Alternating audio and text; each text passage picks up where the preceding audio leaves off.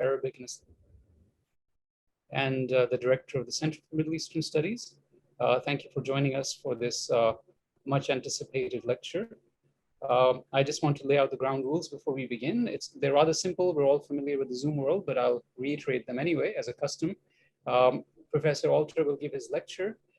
During the lecture or after lecture, you may submit your questions via the chat window. I'll be the moderator. So after his lecture, I will collect them and I will pass them on to him and he will respond. I'm hoping that the event will be something in the order of an hour and a half, and we very much look forward to your participation. So let me begin by introducing our distinguished speaker. Today's speaker is Professor Robert Alter, who is professor in the Graduate School and Emeritus Professor of Hebrew and Comparative Literature at the University of California, Berkeley. He is a member of the American Academy of Arts and Sciences, the American Philosophical Society, the Council of Scholars of the Library of Congress, and is past president of the Association of Literary Scholars and Critics. He has twice, which is, I think, one of the rarest feats to accomplish, twice been a Guggenheim Fellow, has been a Senior Fellow of the National Endowment for the Humanities, a Fellow at the Institute for Advanced Study in Jerusalem, and Old Dominican Fellow at Princeton University. He has written widely on the European novel from the 18th century to the present, on contemporary American fiction, and on modern Hebrew literature. He has also written extensively on literary aspects of the Bible. His 24 published books include 2 prize-winning volumes on biblical narrative and poetry, and award-winning translations of Genesis and of the 5 books of Moses. And he has innumerable articles in addition to that. I would not list his books because I imagine that most of you are familiar with his corpus. His completed translation of the Hebrew Bible with a commentary has recently appeared about 3 years ago in a 3-volume set. In 2009, he received the Robert Hirsch Award from the Los Angeles Times for a lifetime contribution to American letters. And in 2013, the Charles Homer Haskins Prize for Career Achievement from the American Council of Learned Societies. I say this without exaggeration, that we are in the presence of a scholarly giant, and it is one of my great privileges and honor to be one of his colleagues here at Berkeley. So Bob, I now pass the baton off to you. Please carry it forward with the title. Today's lecture is The Challenge of Translating the Bible. Thank you, Bob. Well, thank you for your gracious remarks, Assad. Okay, what I'm going to do is the following. I will make some introductory remarks. I've tried not to hold forth too long on those. And then I'd like to walk you through a number of examples of things you do try to do in translating the Bible. I have chosen very compact examples because I think that will help us. Not analyzing long passages. And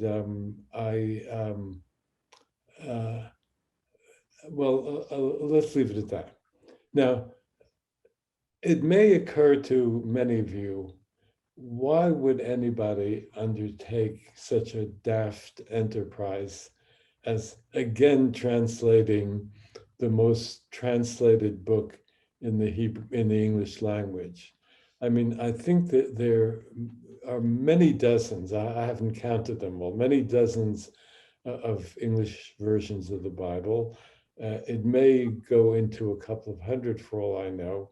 And obviously, as we're all aware, we have a canonical version in English of the Bible, which is the King James Version, still cherished by many and still thought of as the Bible. In fact, there's even a small sect that considers the King James Version to be divinely inspired, but I won't get into that. I'll make a few remarks as I go along about the King James Version, but for the moment, I'll just go on to explain why I undertook this.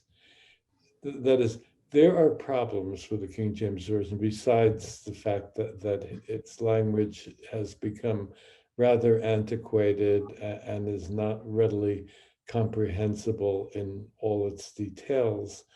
But then in the second half of the 20th century, there was a flurry of new English versions of the Bible, all done by committees, or as far as I know, all done, Protestant, Catholic, and Jewish, and all, I'm going to be very harsh now, all quite wretched. Now, why should these translations, that's why you're motivated when you think your predecessors have not done the right thing.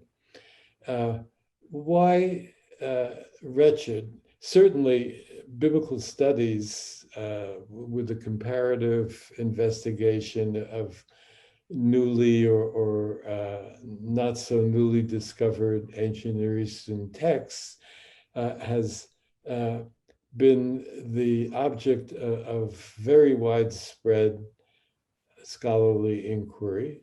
And I certainly would register that important advances have been made in biblical studies. So why didn't these high-powered committees with people from PhDs in this country, from Yale Divinity and Harvard Divinity and the University of Chicago and the University of Pennsylvania and so forth, or in England, of course, Oxford and Cambridge, why didn't they produce resoundingly satisfying versions of the Bible and also accurate versions of the Bible? Because I'm going to argue that these modern versions are deficient not only stylistically, but also philologically in the accuracy with which they represent Hebrew words. Okay, let me start with the style. There's something really unfathomable about the Hebrew Bible. Imagine for a moment, put aside the cultural stereotypes about the greatness of King David, the magnificence of Solomon's temple, and so forth. This was the boondocks in the ancient Near East. It was a tiny provincial culture sandwiched in between great empires to the east and, of course, to the south in Egypt, with a little bit of impingement for the north as well. And if you look at the material culture of ancient Israel, I would say that it's altogether rudimentary in comparison with its neighbors. That is what little we have. I don't really have much of visual art from ancient Israel. Amounts pretty much to stick figures. I don't think that the architecture of ancient Israel was much compared to the pyramids and other structures in Egypt or to the ziggurats in Mesopotamia. And if you think of the plastic arts, again, what we have of figurines and statues is not in the same league as, for example, those breathtaking Assyrian bas reliefs that you can see many of them in the British Museum, where you can see every muscle rippling in a horse's neck in a representation of a royal hunt and so forth. So that is the general picture of the culture of ancient Israel. But here is the unfathomable aspect. For reasons that elude us, this culture produced writers of genius, creators of narrative art that in its subtlety and sophistication and compelling quality far eclipsed the narrative art of the surrounding cultures. And poetry, which at its best. I mean, there is also boilerplate stuff in the Hebrew Bible, but poetry at its best that is utterly breathtaking in terms of the love poetry, the Song of Songs, the cosmic sweep of the poetry of Job, some of the greatest Psalms, and so forth. So we don't know how this came about, but the fact that it came about has an important consequence, which is these Hebrew writers decided, certainly they were impelled by what we would call religious motives. I'm not sure if religion is altogether an opposite term for ancient Israel. So these writers were impelled by religious motives. They wanted to convey their vision, which was in most respects a rather new vision of God and creation and human nature and history and the realm of politics, of morality, politics too, I should say.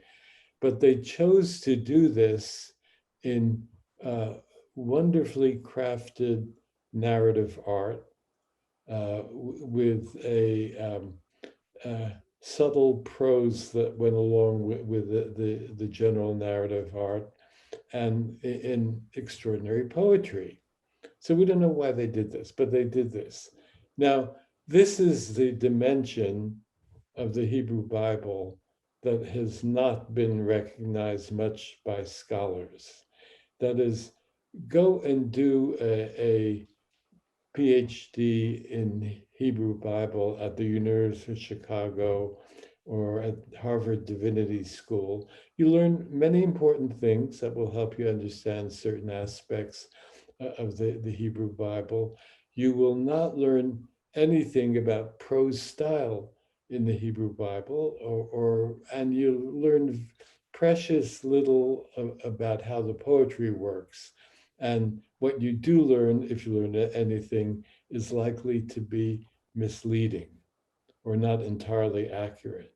So the fact of the matter is that these learned committees did not take into consideration the crucial importance of the literary shaping of the Hebrew poems and narratives. And when I say crucial, I mean this: even if your motive for studying the Bible is strictly religious, you won't see all this going on if you don't see the literary form in which the religious vision is cast.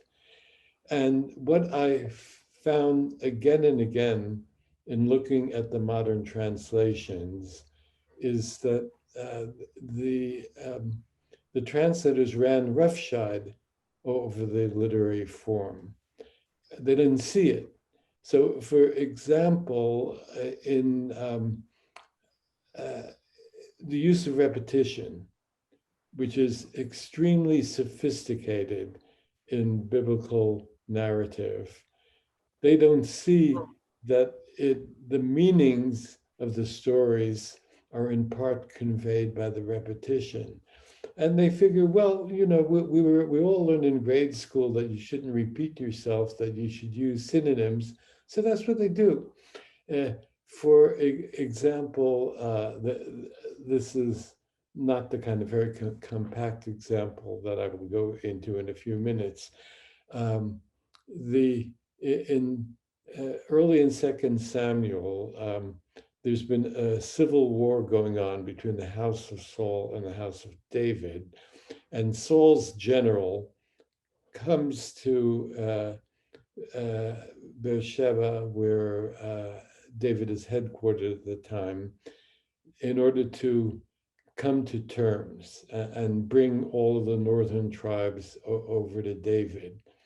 And they agree, and he goes off, at which point David's general, Joab, arrives, furious because David has been parleying with the enemy, and he contrives to ambush Abner at the roadside and murder him.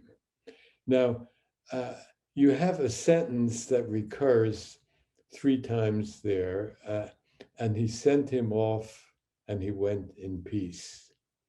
And then when Joab storms into the court, he says, "Why did you let him go? Why did you send him off?" And he went going off.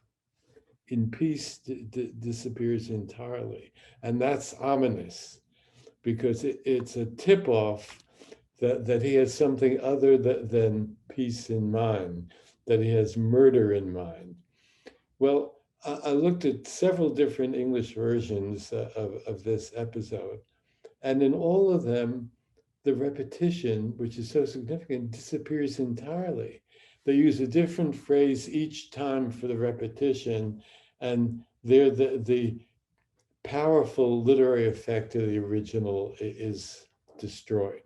Now, my other quarrel, I don't want to seem too mean-spirited, so I won't go on with this any longer than my next point, is that for some reason, the modern translators, as learned as they are in biblical studies, have a tin ear for English.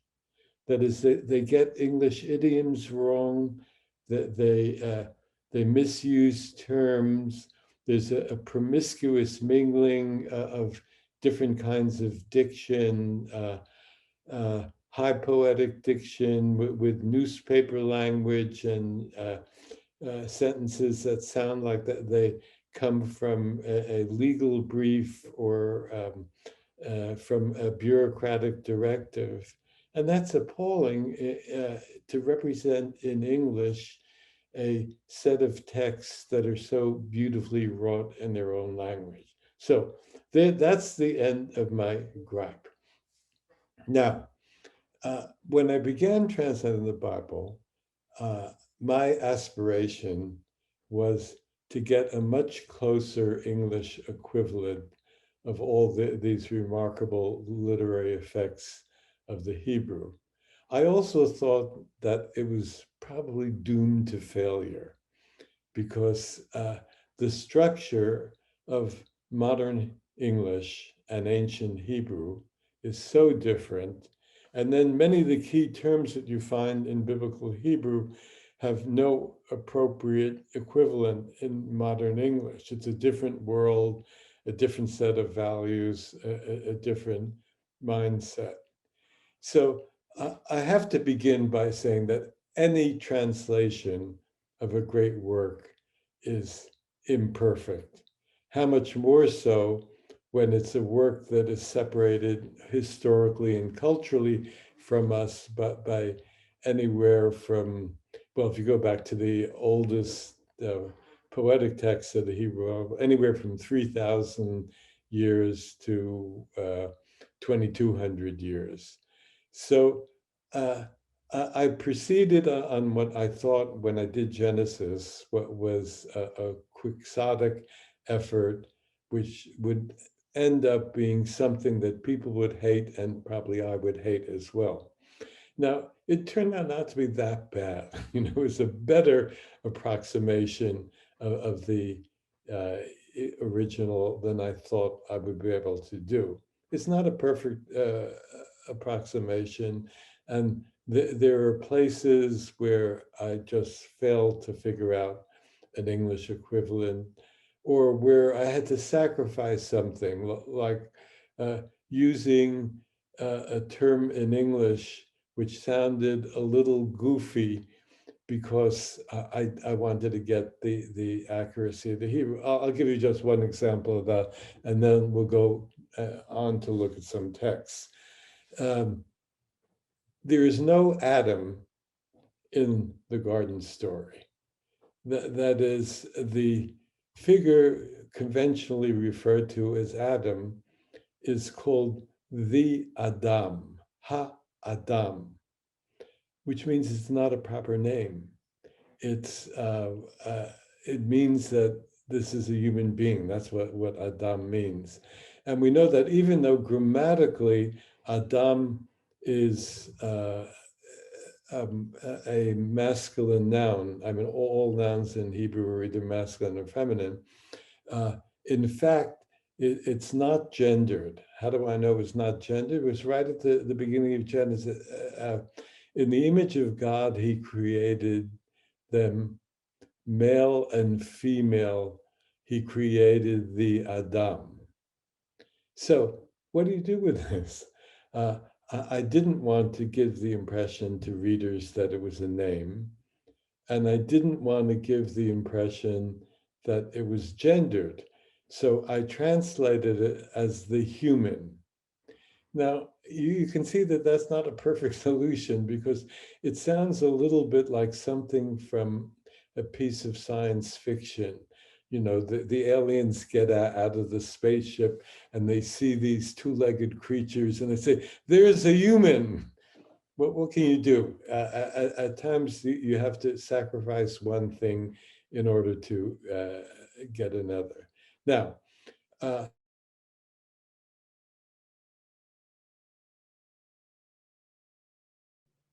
Wonder if we have lost Professor Alter.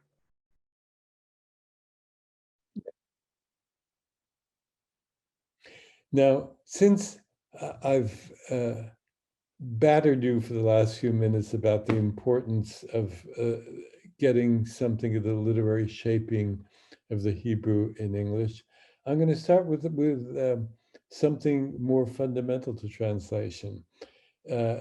You expect in a reliable translation that the representation of terms should be accurate. And I would like to pick up a few examples where I think the existing translations get the terms wrong. So let's go to the first slide.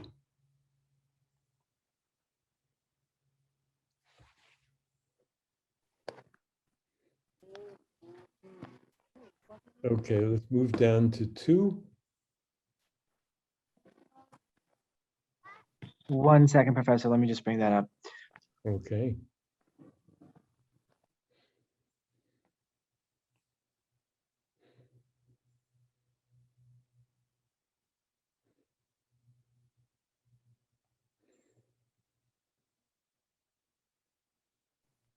Are you able to see it, Professor? Yes, yeah, now would you move down to the next slide, please?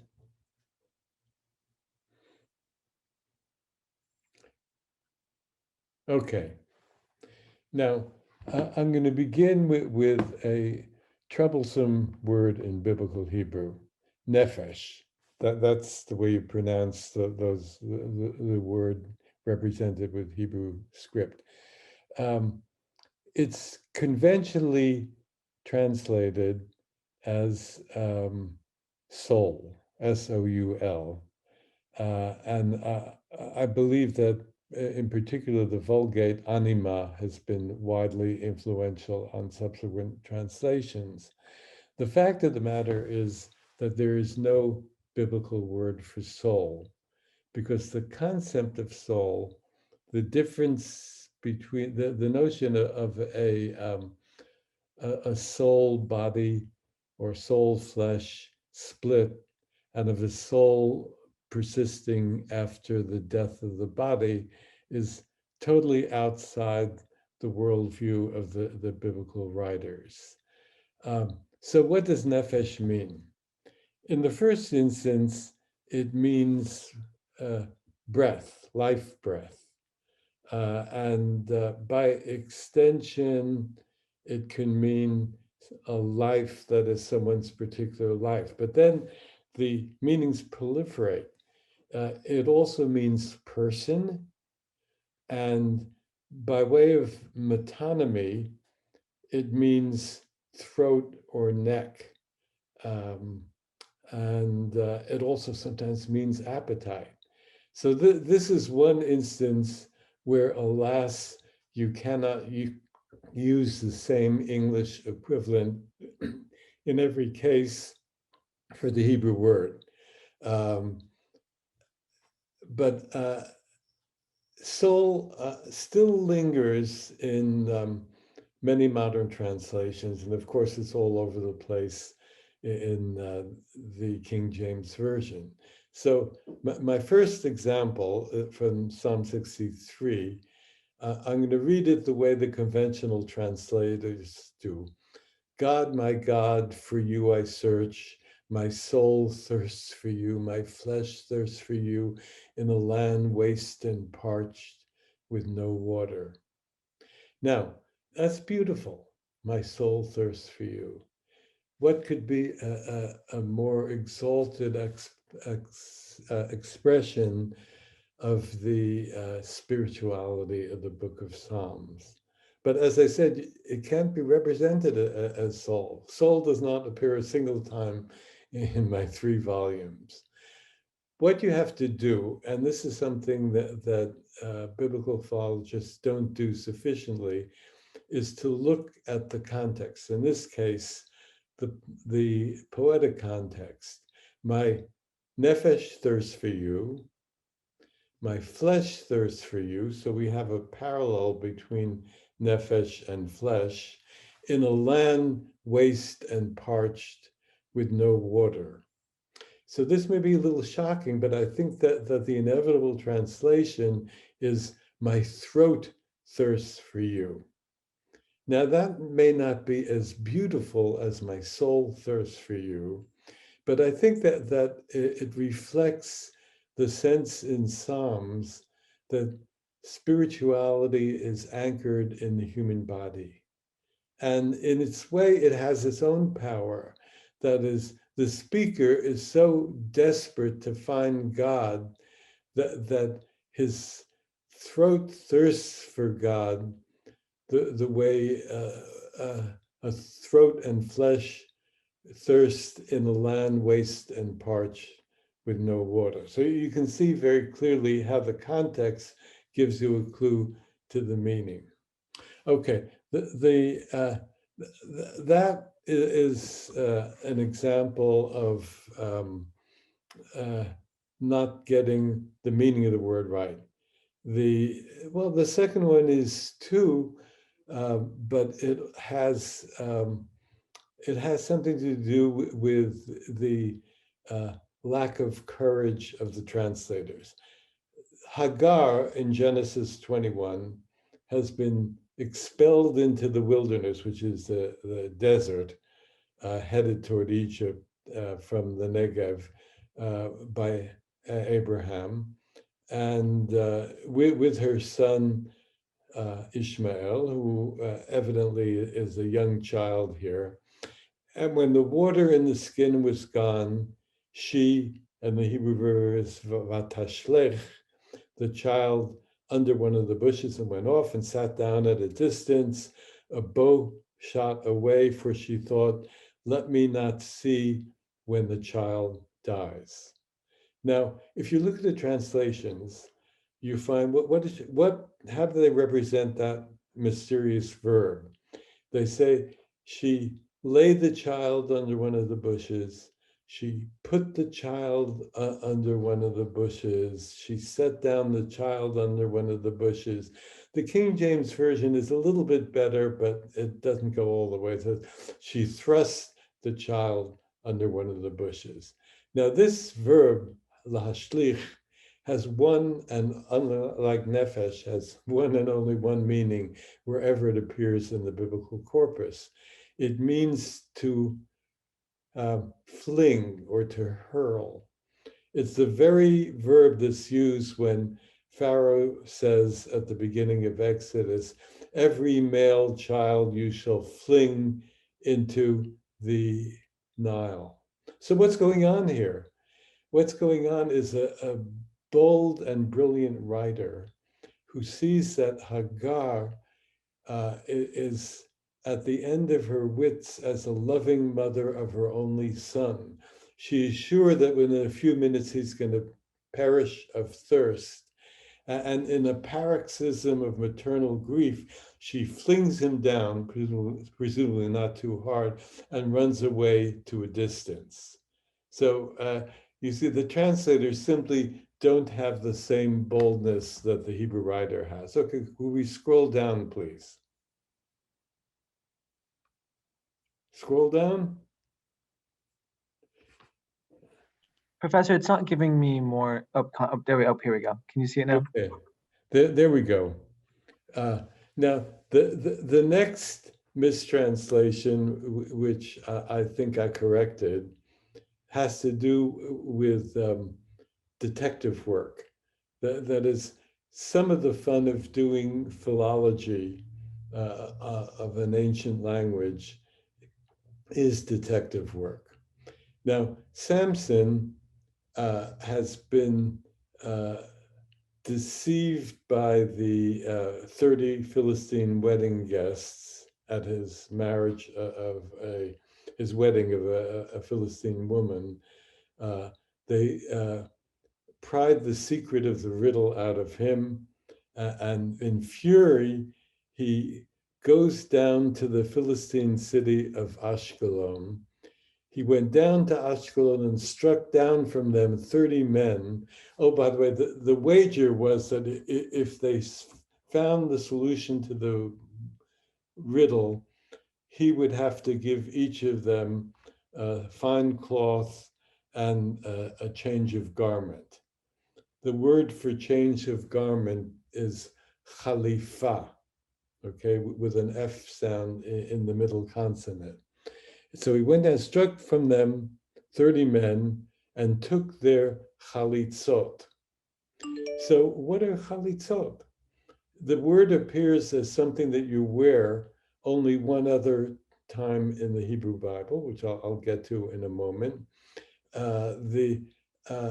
Since the bet was for changes of clothes, all the modern translators figure, well, it must be some kind of clothing. So you have garment, tunic, belt. Belt is a really wild one because I don't think they had belts in ancient Israel. But my guess is because they thought it was related to chalatzayim, which is loins. So I looked at the other instance in which chalitzot appears in the Bible, and that's during that already mentioned civil war between the house of David and the house of Saul. Saul's savvy general Abner is being pursued by one of Joab's brothers, Asael, who is said to be fleet as one of the stags of the field. And he says, Abner doesn't want to kill Asael, which he ends up doing. So he says, turn you to the right or the left and strike down one of the lads and take his chalitza. So what does a warrior take from his slain enemy on the battlefield? He doesn't take his tunic, he doesn't take his garment, he doesn't take his belt, if he had a belt, but he takes his armor. And then I realized that this word comes from the same root as chalutz in biblical Hebrew, meaning the elite military avant-garde. So the guys in the avant-garde were wearing chalitz. They were in the chalutz and they were wearing chalitzot. Now this actually throws an interesting little new light on the Samson story. He had made a wager that he would bring them 30 garments. Instead, he brings them something far more valuable than 30 garments, 30 sets of armor. But that also carries a warning message. I didn't kill any Philistines, that message says. I killed 30 Philistine warriors. So you guys better watch out. So it's a wonderful little piece of the story, which if you do the right detective work, you can figure out. Okay, now we come to two examples that have to do with connotation. That's the second example. And the first example with level of diction. There's a one-line poem here represented at the beginning of the flood story in Genesis. All the well springs of the great deep burst, and the arubot of the heavens were opened. So what are arubot? Well, at least as far back as the Middle Ages, and I think earlier, it was understood that arubot meant windows, but it wasn't it wasn't the ordinary word for windows, which is chalonot. It appears, I think, something like 8 times, 9 times in the whole Hebrew Bible. And by the way, I found that a Hebrew concordance to the Bible was the most crucial tool in translating the Bible. So all but one of those instances are in lines of poetry. So my conclusion was that it's poetic diction. That's not why it never appears in the prose text, and probably a little bit archaic in its time, since a cognate appears in the Ugaritic texts, which antedate the Bible by 3 or 4 centuries, the oldest parts of the Bible. So I wanted a poetic diction word, and I translated as follows: all the well springs of the great deep burst, and the casements of the heavens were open. Casement being a word you would find in Shakespeare or in Keats, but not ordinarily in modern English, except for that technical sense of a casement window. Okay, now for nuance. When Amnon lusts after his half-sister Tamar, following the advice of a dubious friend, he pretends to be sick, and he says to his half-sister, "Bring the birya into the inner chamber that I may take birya from your hand." Now, what is birya? It's something you eat, that's clear. But there are 2 standard words for food in biblical Hebrew. There's ochel, the general word for food, something you eat. And then there's lechem, bread, which is by synecdoche becomes the stand-in for all kinds of food. But that's not the word that's used. The word that's used is birya. And again, my trusty concordance informs me that every time that birya or the cognate verb lahavrot is used, and it's used several times here, both the verb and the noun, it's to give food to somebody who has been doing poorly or has been fasting. You got that? In perfect keeping with this, in Rabbinic Hebrew, the word for the meal you give a mourner when he returns from the cemetery is su'udat havra'ah. It's the same root, havra'ah. So I needed something like chicken soup, but they hadn't yet domesticated the chicken, so I couldn't do that. So I ended up with bring the nourishment into the inner chamber that I may take nourishment from your hand. So he's pushing, in terms of the subtlety of Hebrew dialogue, he's pushing the notion, hey, I'm in bad shape. I need birya to restore me. Okay, let's move on to the next slide. We got that? Slide number 3. Okay, syntax. There are 2 things, and I don't want to run on too long, so I'll just say in passing that to the dismay of some Bible scholars, I followed the parataxis, the parallel syntactic structures of narrative prose in the Bible quite closely, even more closely than the King James Version, although the King James Version is pretty good on this front. And I did this because I thought there was a certain eloquence, a certain narrative rhythm in the parataxis that needed to be represented in English. The modern translating committees think that people can no longer read parallel syntax, but I think that there's a lot of evidence, including responses to my own translation, that show that that's not true. But those are longer examples, which I won't take time to analyze. I want to look at two instances of syntactic inversion. Jacob's sons have come back from their first journey to Egypt, and they tell their old father that Simeon is being held hostage in Egypt, and that the man who rules over all of Egypt, that's of course their brother Joseph, they don't know that, will not see their faces unless they bring down Benjamin. So here are Jacob's words in response. Me you have bereaved, Joseph is no more, and Simeon is no more, and Benjamin you would take, it is I who bear it all. Now, many people will say, well, you don't do that in English. You say, you have bereaved me. You don't say me, you have bereaved. But you do, of course, if you go back maybe a century and a half in English poetry, before the advent of modernism in poetry. For example, the beginning of Keats's famous sonnet on first looking into Chapman's Homer, much have I wandered in the realms of gold. You don't say that. You're supposed to say, I have wandered much in the realms of gold.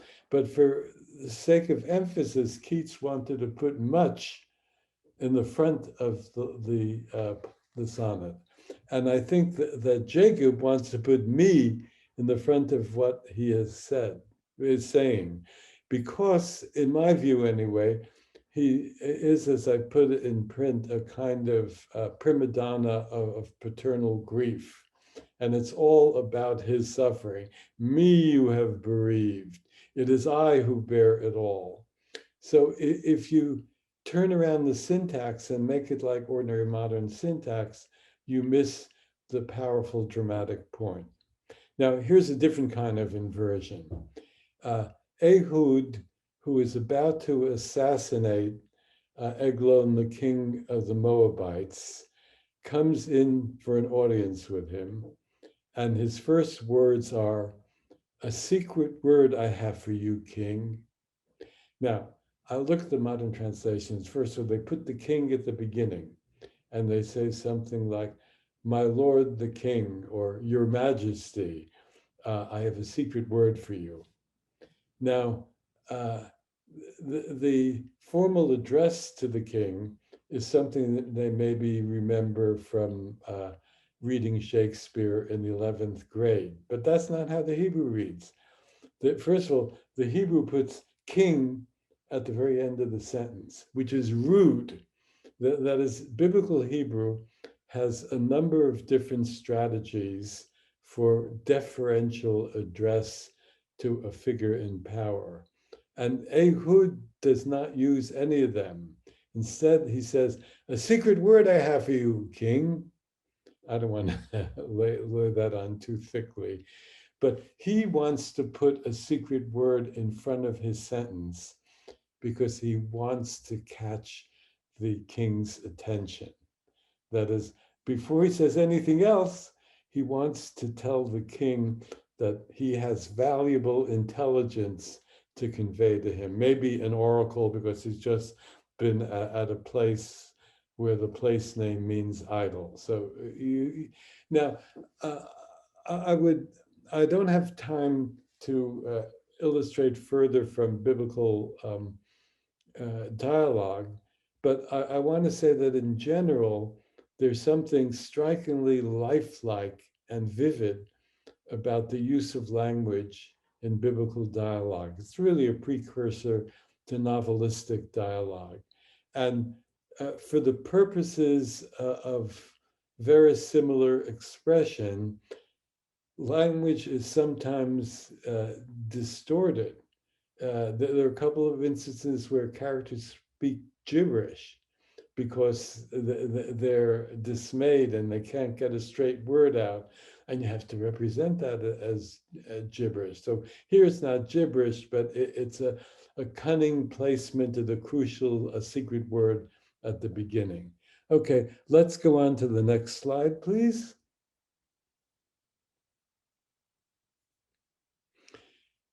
Okay, now,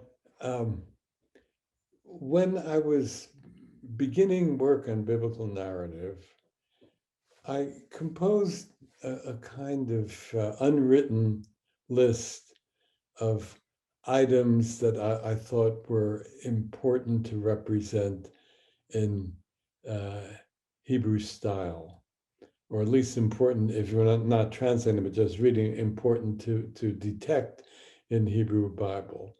But there was one item that I didn't include on the list that dawned on me when I got halfway through the first chapter of Genesis, which without the benefit of the closed parenthesis, you see here is Genesis 1:16. So here's my version. And God made the two great lights, the great light for dominion of day, and the small light for dominion of night, and the stars. Now, I put that down without thinking. And then I said to myself, wait a minute, why am I translating it as dominion? That is, all the other translations translate it as an infinitive, the great light or the larger light, for to rule over the day, to govern the day. The worst of all is the Jewish Publication Society, which is I think they represent the larger light to dominate the day. But that's a perfect example of a tin ear for English, because what does the verb dominate, in what kind of sentence does it belong? It belongs in a sentence like, after the Second World War, the Soviet Union dominated the smaller states of Eastern Europe. It isn't something that the sun does to the day and the moon does to the night. So, but in any case, the word in the Hebrew is not an infinitive, but it's a verbal noun. So I thought for a moment, well, that's why I did it, because dominion is a noun. But then I realized that there was a more compelling reason, and that was the rhythm. Now I'm going to recite this, it's only half a verse, recite this verse in the Hebrew.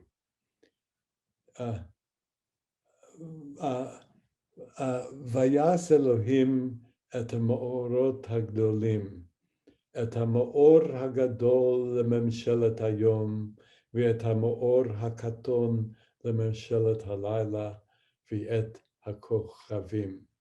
Now, if you listen to my version against that Hebrew, it sounds like this: the great light for dominion of day, like the Hebrew Hama'or Hagadol Memshelet Hayom, and the small light for dominion of night, and the stars. So it's the same cadence. Now, why is the cadence important? It's important because it's inseparable from the meaning.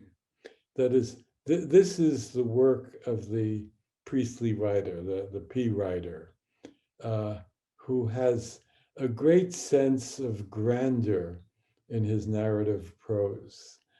And his vision of creation, unlike that of the J writer, who we'll encounter in chapter 2, his vision of creation as a set of beautifully choreographed acts that perfectly expresses the power of an almighty God to impose harmony and order in creation. So the cadence itself is a kind of subliminal conveying of that vision, of that message. And if you take out the rhythm, you've taken out what is important in this sentence.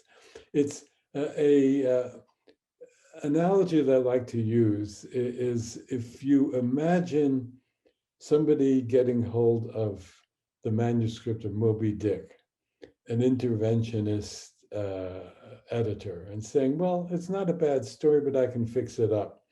Like where Melville writes, the whale has no face. I'll say the whale has no countenance. That's more dignified, and on like that. Now, what you would end up with is a kind of interesting story about a crazed whaler captain obsessed with the idea of avenging himself on a white whale.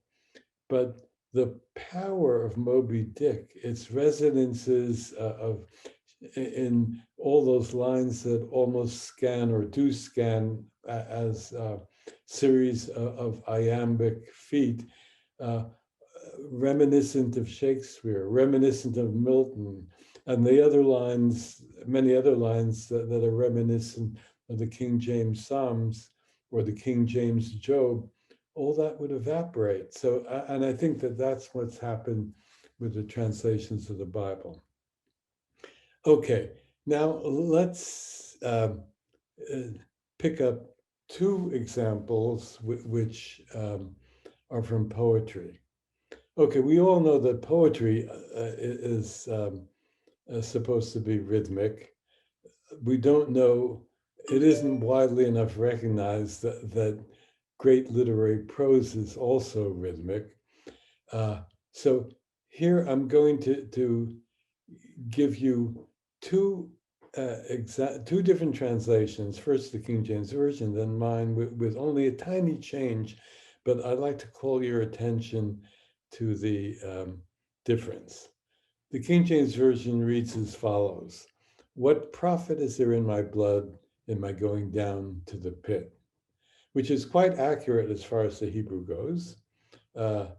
If you listen, it doesn't have any rhythm, especially the first half of the line. What profit is there in my blood? You really can't scan that. You can't assimilate it as poetry.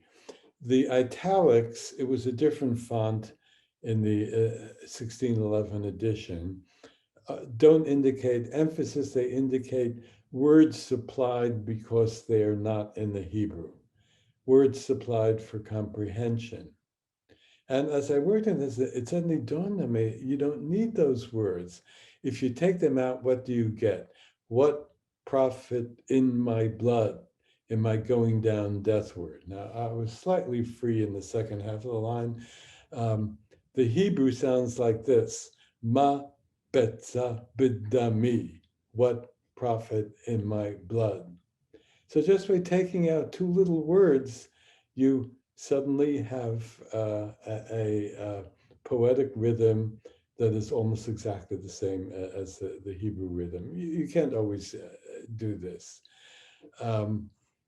Now, let's go to a verse from Job, Job 3. That's Job's great death wish poem. The King James Version reads as follows: "Why died I not from the womb?" That's beautiful. That's perfect. Lama lo mi rechem egva. Amut, I'm sorry. Lama lo me rechem amut is the Hebrew. And I wish I could have done that inversion. Why died I not from the womb? But I thought it sounded maybe a trifle too archaic for a 21st century translation. So I compromised on why did I not die from the womb, which is not as good as the King James Version. But then look what happens in the second half of the verse. Why did I not give up the ghost when I came out of the belly? The poetry is gone entirely. There's whatever it is, 10 or 12 words for the three in the Hebrew, and no rhythm whatever. It's totally arrhythmic. So I came up with, "From the belly come out, breathe my last." Okay, why don't we go on to the next slide?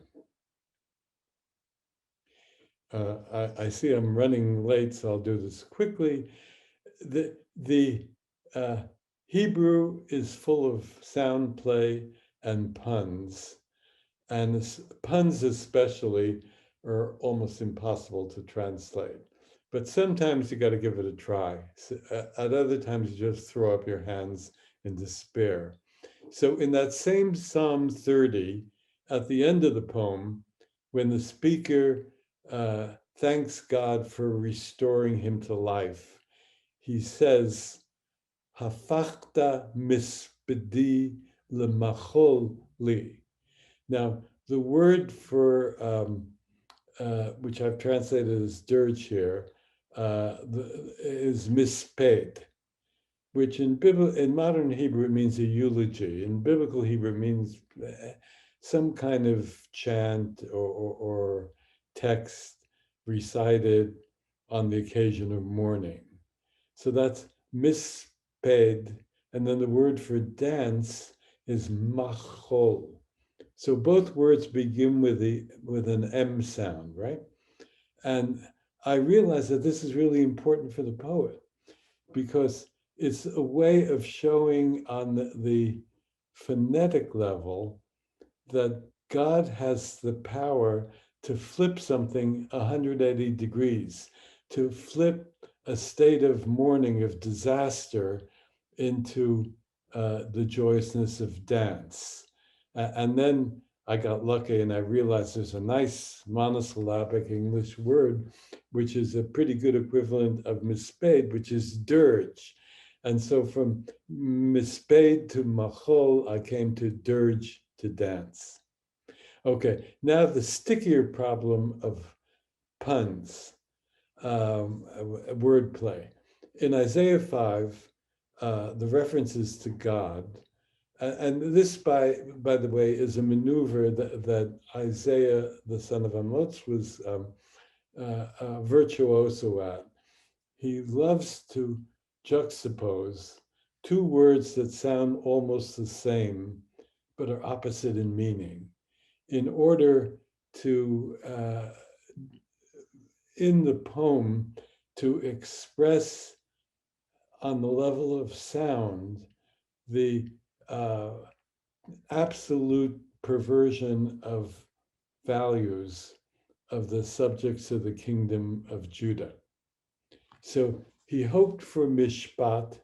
Mishpat means justice. And look, mispach. Mispach means something like a blight. He hoped for mishpat, and you get the opposite, mispach. For tzedakah, which means righteousness, and look, tzaka, a scream. Now, I think I did a little better in the first half of the line than the second half. He hoped for justice, and look, jaundice. I think that's pretty good. You know, jaundice is not a general term for blight, as mispach is, but it's a kind of blight, so it's not so bad. The second was a bit of a stretch, for righteousness, and look, wretchedness. Now, what's really a little lacking here is that the tzaka means scream. So that really hits you in the belly. They wanted justice and they got a scream. And I settled for wretchedness to get the pun. I have to say that translation is an endless process of compromise. That is, you give up one effect in order to achieve another, and that's a perfectly good example. Okay, let's go to the next slide. Okay, now here, and this is, I'm going to conclude with this. This is my final example. I want to juxtapose the King James Version, the Jewish Publication Society version, the beautiful but sometimes rather free translation by Chana and Ariel Bloch, and then my own. Okay, King James Version. While the king sitteth at the table, my spikenard sendeth forth the smell thereof. A bundle of myrrh is my well-beloved to me. He shall lie all night between my breasts. Now you see the way that line splays out is way longer than the Hebrew. It loses all the compactness of the Hebrew with well-beloved. There are much more compact ways to say that in English. And thereof. Now, I think they did that because the Hebrew has the word for smell or fragrance, reach, and then a possessive ending, suffix tacked onto it, recho, its smell, its fragrance. And they wanted to do that, so they put the thereof, but it's very clunky. And you can see that for all the celebration that we habitually accord to the King James Version, this is a line of poetry that you almost cannot read as poetry. Now, the JPS. While the king was on his couch, my nard gave forth its fragrance. My loved to me is a bag of myrrh lodged between my breasts. So the, okay, here you have a perfect illustration of tin ear in the committee translators. That is, well, the first line, those first two lines in the typography are okay. And then what about a bag of myrrh? Well, it's like Baba, black sheep, have you any wool, 3 bags full. A bag is something pretty full. And it doesn't fit this little, probably chamois sachet or pocket in which she wears a fragrance around her neck that comes down between her breasts. And then what is almost comical is lodged between my breasts. Now, why do they say lodged? They say lodged because the Hebrew verb yalin means to spend the night or to be in lodgings. But when you put the verb lodged next to a body part, I'm afraid it sounds dangerously like a chicken bone is lodged in his throat. So it seems to me very regrettable and a perfect example of a tin ear for English that I've been talking about. Now, the two blocks. My king lay down beside me, and my fragrance wakened the night. All night between my breasts, my love is a cluster of myrrh. Now, it's my king because I think this is Hannah Bloch. She wanted to indicate that king here is not a literal king, but a term of affection for the lover. Okay, I accept. I don't go that way in my translation, but that's fine. But then the next line, and my fragrance wake in the night, there is nothing like it in the Hebrew. It is a free invention on the part of the translator, and I resist that strenuously. Then the last two lines change the order of the Hebrew.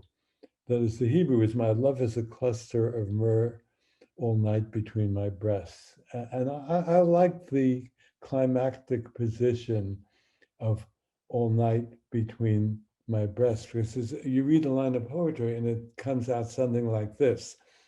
My love is a cluster of myrrh. What does that mean? All night between my breasts. There's just as the cluster of myrrh on a leather thong lies between her breasts, he spends the night, presumably with his head resting between her breasts. Beautiful love poetry and very sexy. So here's what I did with it. While the king was on his couch, my nard gave off its scent. And now you notice that there are only monosyllabic words in that half line, actually in the line before as well. And that's something I strive for, to tamp, in the poetry, to tamp down the syllable count of English and to use monosyllables wherever possible, so as to get at something of the compactness of the Hebrew. So my nard gave off its scent is exactly the rhythm of nerdi natan recho in the Hebrew. A sachet of myrrh, and I'm happier with sachet than cluster, because that's what you would put the scent in. A sachet of myrrh, my lover to me, in the vineyards of Ein Gedi. Okay, so I set these one along after the other to indicate that while I certainly have not succeeded in every instance, and there may be a few instances where a sensitive reader will scream, no, no, you can't do that, you shouldn't have done that, and probably be correct. But I think to a large extent, I have found strategies in the English to give you a better sense of the poetry and the beautiful narrative prose in the stories. And with that, I will rest my case and pick up some questions, which Asad, I think, is going to moderate from the chat. Indeed. Thank you, Professor Alter, for this thought-provoking and carefully presented and clear presentation, as always. We don't have all that much time, and I will, of course, have the chance to talk to you afterwards. So I will read the questions off from the audience. The first one is from Stephen Torrey, and it's a question that he's asking that in certain ways you have addressed, but I think it's worth returning to. So he writes from Psalm 69:2, Nephesh as soul. He asks, why not? If the writers wanted neck, lips, throat, they would have written so. So I think here you might have to turn to a disquisition of the poetics of the expression and its contextual place, perhaps. But that's the question. Okay. Well, I think it cannot be soul because, as I said, there is no available concept of soul in biblical Hebrew or in the biblical mindset. Nephesh, as I said, starts off by meaning life breath, and then expands to these related meanings, most of them by way of metonymy. And again, I would, it isn't, okay, we know that soul is associated with spirituality. And I am not for a minute suggesting that the biblical writers had no notion of spirituality, but it was a much more concrete, physically based notion of spirituality. So the nephesh, and it might even be, I'm not entirely sure, an onomatopoeic word. It's the breath that comes in and out of the nostrils that makes you aware that you're alive. You know, like putting a feather on the nostrils of a fallen person to see if that person was still alive. And I think it's very powerful in that physical sense. Great, thank you. Professor Alter, I wanted to follow very briefly, and I wouldn't want you to take up too much time. There must be other metonymic instances of nephesh in the text or receptive texts that treated the same way. I'm sorry, I didn't get the end of the sentence. Are there other cases of this usage in the text, in the biblical text, where nephesh is treated metonymically the way you are treating it here? So instead of just life breath, it's all over the place. Yeah, okay, so that also substantiates that approach. Right. Great. The next question is from Lawrence. Could you comment on the R-crumb sequential art rendering of your translation of Genesis? That is R the redactor? I'm not familiar with it myself, but the question is about R. Crumb's sequential art rendering of your translation. Yeah, I think R is usually the term used to designate the redactor. I actually prefer to say editor Oh, redactor. because these R- days redaction is associated with classified documents that have lines blacked out, as you know. But this is R. Um, Crumb, the cartoonist that we're talking about here. yeah. So I think that, oh, Anna, was that about R. Crumb? Yeah, yeah. Oh, I'm sorry. Not me. I didn't ask the Oh, question. it's a good thing you stopped me. Yes. Well, R. Crumb, probably many of you know, some of you might have seen that documentary on him. Is a very odd man. He lives somewhere in rural France these days in a strange ménage à trois. And he contacted me when he started doing his comic strip version of Genesis. And he sent me a sample and he said, can I use your translation together with the King James Version? So we came to an agreement. We both had the same publisher. And when I got the finished version, I found some of it quite beguiling and inventive. My favorite single frame is the Tower of Babel, where he has all these figures looking stunned and bewildered, wandering around, and there's a speech bubble on top of each one. One is with Hebrew characters, another is cuneiform, a third is hieroglyphics, and so forth, which is a wonderful way visually to represent the splitting of the languages. So I'm kind of happy he did it. I'm not happy that he occasionally fiddled with my translation as well as combining it with the King James Version, but what can you do?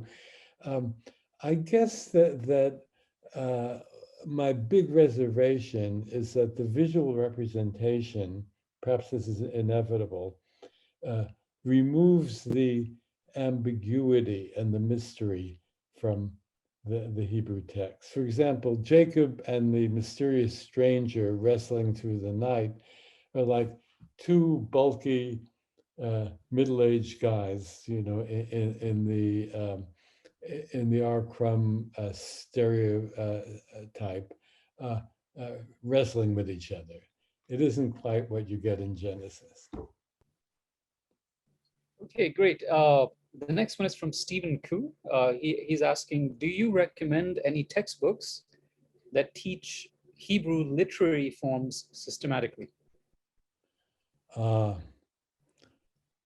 Well, I would say systematically, probably not. That is, there is a body of scholarship, some of it recent, not all of it recent, that deals with literary aspects of the Hebrew Bible, sometimes quite in a fairly illuminating way. I guess whatever its limitations, the two stabs that I've made at it, which these books go back to the 80s now. The Art of Biblical Narrative, which is my first foray into biblical studies, and that was followed 4 years later by the Art of Biblical Poetry. So there I do try to line up some of the principal features of the narrative art and the poetic art. So I would, I don't want to be self-promoting or trying to increase my royalties, but those are written in a fairly accessible way, and they're not too cumbersome in length. So I would recommend those. Great. I think Diane Sweer wished to ask a question, and I'll make an exception in this case. Diane, did you want to speak it out instead of typing it? You're on mute. I can't hear you. Still mute? I just typed it out, so, but I You did. will, Go I will ahead. happily, I was just wondering, you gave us some very clear, succinct examples of poetic devices such as rhythm, rhyme, repetition, to be a little bit alliterative. But did you, Professor Alter, do you, or could you give us an example of how you might translate something more complex for like a metaphor or even a simile? How did you have any specific standards or I don't know, norms that you used in translating something more complex? Yeah, well, I'm not sure whether translating a metaphor is more complex than conveying a rhythm in the original or a repetition. But let me say this. Most metaphors, not all, but most of them work across languages. So my general practice was to represent the metaphor as it appears in the Hebrew. Now here, I'm going to ventilate again. The modern translators evidently think that readers now can no longer understand metaphors. So what they do is instead, I'll give you an example in a moment. What they do is instead of giving us the metaphor, they give us what they think the metaphor refers to, which one correspondent refers to this as bossy translations. You know, they're trying to tell you what it means rather than giving you the words. So when Joseph's brothers come down to Egypt the first time, and he accuses them of being spies, he says, in my translation, which follows the Hebrew precisely, he says, the nakedness of the land you have come to see. Now, several translations that I've looked at, modern translations, say something like, you've come to spy out the weak points in our defense. See, the metaphor disappears entirely, and they think that's what it means, which maybe is what it means. But I think that I like to give credit to readers. I think readers are not as dumb as some translating committees think. So I think that a reader can figure out that the nakedness of the land refers to something exposed that shouldn't be exposed. And a biblically literate reader might even remember that to see the nakedness of is used as a reference to incest. That is, thou shalt not see thy mother's nakedness, right? So it's a very potent way of saying something, which is packed with sexual meaning. So that's my general policy. If it can at all conceivably work in English, give the metaphor as it appears in the Hebrew. Thank you.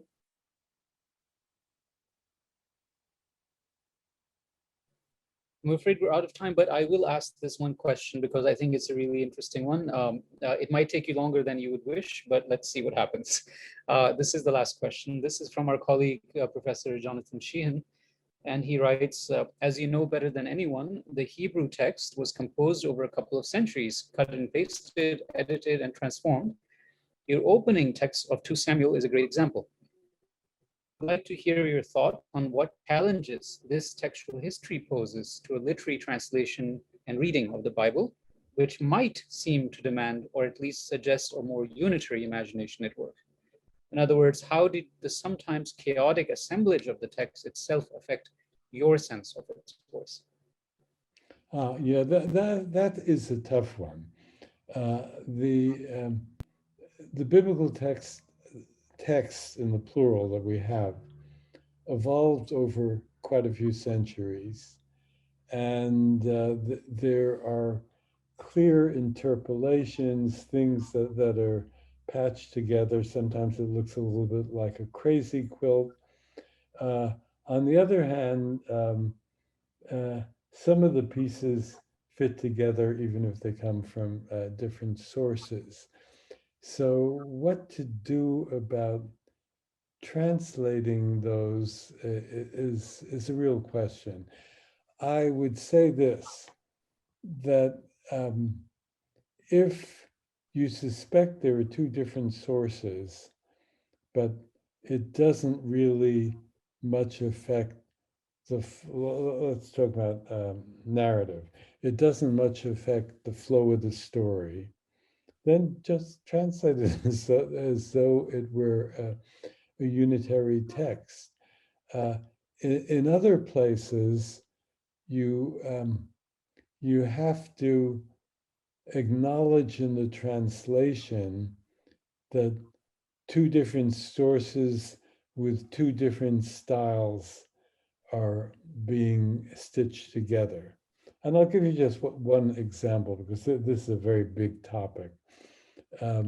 When David is on his deathbed, he calls Solomon to him and gives him a kind of oral will and testament. And he begins by saying, Solomon, I am going in the way of all the earth. Okay, that sounds perfectly plausible. Then he goes off on a, you might say, a homiletic tear. That is, he tells Solomon to walk in the ways of the Lord and to perform all his commandments, and so on and so forth. Now that language is straight out of Deuteronomy. And it's generally agreed that the editors of those particular books were part of the school of Deuteronomy. They were Deuteronomistic. So what happened there? If you read on to David's last words, he then says to Solomon, you are a wise man. You will know what to do. And he gives him a short hit list of his enemies, who will presumably will also be Solomon's enemies. So it's like the end of Godfather 1. And the Deuteronomistic editor was taken aback by this.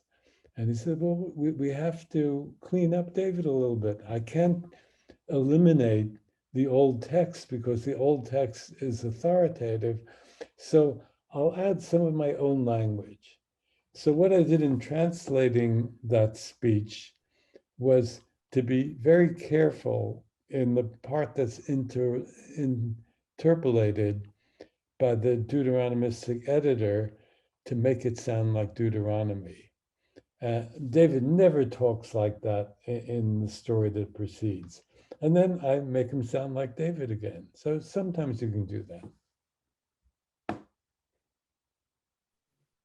Thank you so much, Professor Alter. We wish we could keep listening to you, but I'm afraid that we're out of time.